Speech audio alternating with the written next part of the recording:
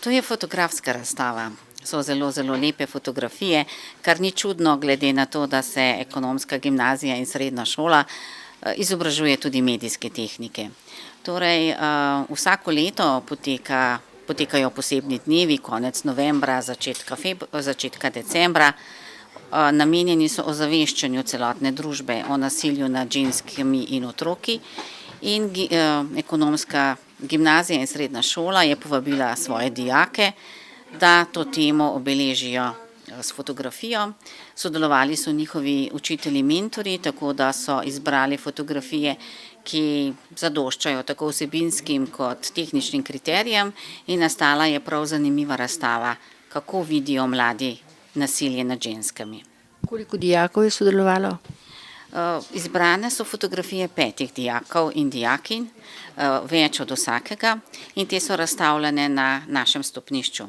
Večinoma prikazujejo nasilje nad mladimi ženskami, ker so tudi na drugi strani fotografskega aparata pač dijakinje te šole. Je pa to potujoča razstava, kar pomeni, da je pri nas samo v mesecu februarju, potem se bo pa selila po drugih prostorih, tako na Gorenjskem. Cilj pa je, da obišče čim več krajev po Sloveniji, med drugimi tudi parlament, državni zbor, tako da o problemu, o nasilju nad ženskami, ki je problem in pereč problem, ozavestimo čim večje število ljudi. Ali kot direktorica knjižnice menite, da se o nasilju dovolj govori? Nasilje ni prijetna tema. Vsi vemo, da je, vsi vemo, da ga vidimo oziroma večkrat ne vidimo, in zdi se mi, da je ozaveščanje ljudi o neprijetnih zadevah pomembno. Pomembno je, da o tem govorimo, pomembno je, da o tem razpravljamo, pomembno je, da pripovedujemo resnične zgodbe in na ta način odpiramo oči in ozaveščamo družbo. Prepričana sem, da do nasilja, do kateregakoli nasilja, predvsem pa do ranljivih skupin, to so otroci in to so ženske, ne bi smeli imeti nobene tolerance. Velikokrat vse skupaj ostaja za zidovi, ker si osebe ne upajo spregovoriti. Tako je.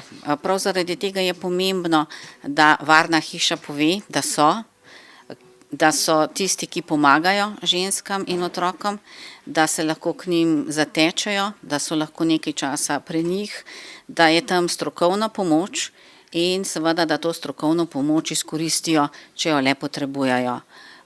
Verjetno čakajo predolgo, težko je reči, če sam nimaš izkušenj, če nisi v njihovi koži, ampak kljub temu ta razstava naj bi pripomogla tudi k temu, da ni treba čakati predolgo, da če rečemo ničelna toleranca do nasilja, da potem ukrepamo, tako tista, ki je v tem položaju, kot tudi vsi ostali.